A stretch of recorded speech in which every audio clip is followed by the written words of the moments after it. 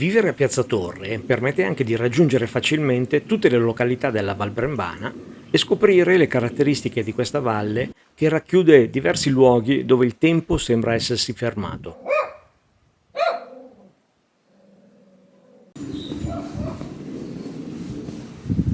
Gli itinerari possibili sono tantissimi. Vediamone 4 che si diramano in un raggio di 30 km da Piazza Torre e permettono di conoscere buona parte delle caratteristiche del territorio. Il primo itinerario ci porta verso il Passo San Marco, che separa la Val Brembana dalla Valtellina. La distanza da Piazza Torre è di 19 km e con un po' di allenamento si può percorrere anche con un e-bike. Questa strada di solito è aperta da maggio a ottobre, dipende dalla neve. L'unico paese che si incontra lungo questo percorso è Mezzoldo. Si trova a 800 metri di altitudine e ha circa 160 abitanti.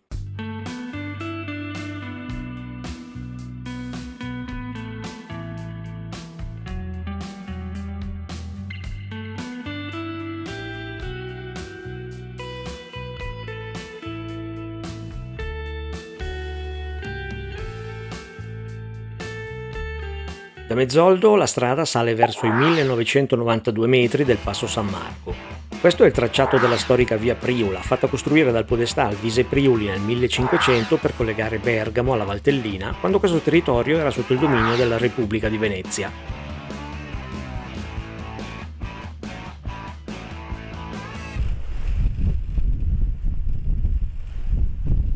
Nella zona del passo si trovano i resti delle trincee della frontiera nord della Prima Guerra Mondiale.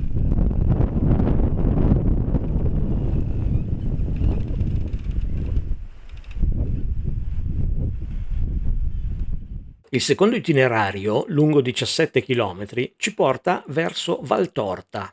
Lungo la strada, tra l'altro, si incontra il paese di Cassiglio, conosciuto per il lago e per un palazzo settecentesco con un bel affresco che si rifà alle serenate macabre del Medioevo.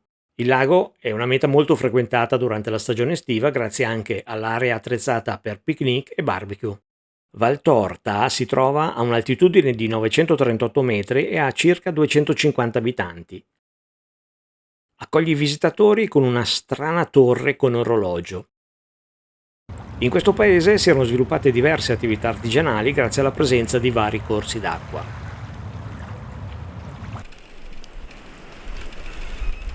Nella stagione invernale il comprensorio sciistico Valtorta Piani di Bobbio è molto frequentato grazie alla presenza di diversi impianti di risalita e piste adatte a tutti, raggiungibili anche dal versante della Valsassina, provincia di Lecco.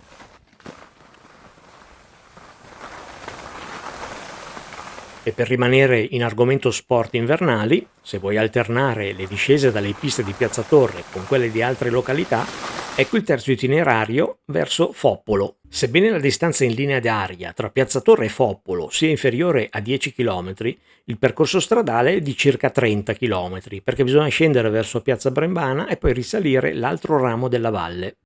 Si scende quindi verso Olmo al Brembo,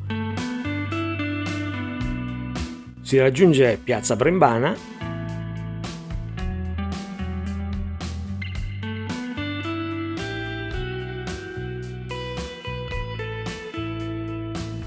e da qui si sale verso Foppolo.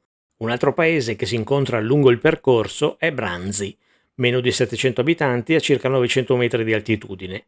Dopo una decina di chilometri si arriva a Foppolo, circa 170 abitanti a 1500 metri di altitudine. È il comune più alto della Valle Brembana. Foppolo è conosciuto principalmente per lo sci che si pratica con alterne vicissitudini dagli anni 50, periodo in cui nacquero le stazioni sciistiche della Val Brembana. In estate può essere però un punto di partenza per diversi percorsi di trekking. Il quarto itinerario scende verso la pianura e raggiunge Zogno. La distanza tra Piazza Torre e Zogno è di 29 km. Lungo il percorso si può fare una sosta a Cornello dei Tasso, frazione ben conservata che prende il nome dalla storica famiglia che nel XV secolo contribuì alla diffusione del sistema postale in Europa.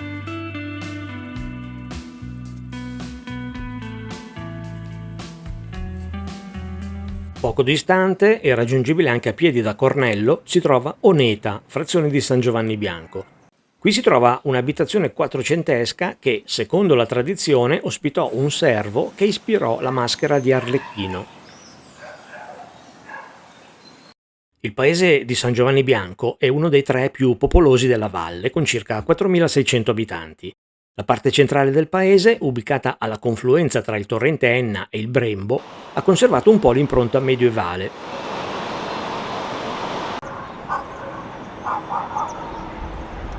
Poco fuori dal paese si può vedere l'Orrito dell'Enna, una gola spettacolare scavata dal torrente. Proseguendo verso sud si incontra San Pellegrino Terme, il paese più famoso della valle, conosciuto per i fasti del periodo Liberty, un centinaio di anni fa, quando era una località di soggiorno e cura frequentata da personaggi famosi di tutto il mondo. Questo paese è in fase di rilancio grazie anche al recupero di strutture storiche come le terme, il casinò e il Grand Hotel. Proseguendo verso la bassa valle si arriva quindi a Zogno, 330 metri di altitudine e poco più di 8.500 abitanti. È il capoluogo della Valle Brembana, puoi trovare tutto.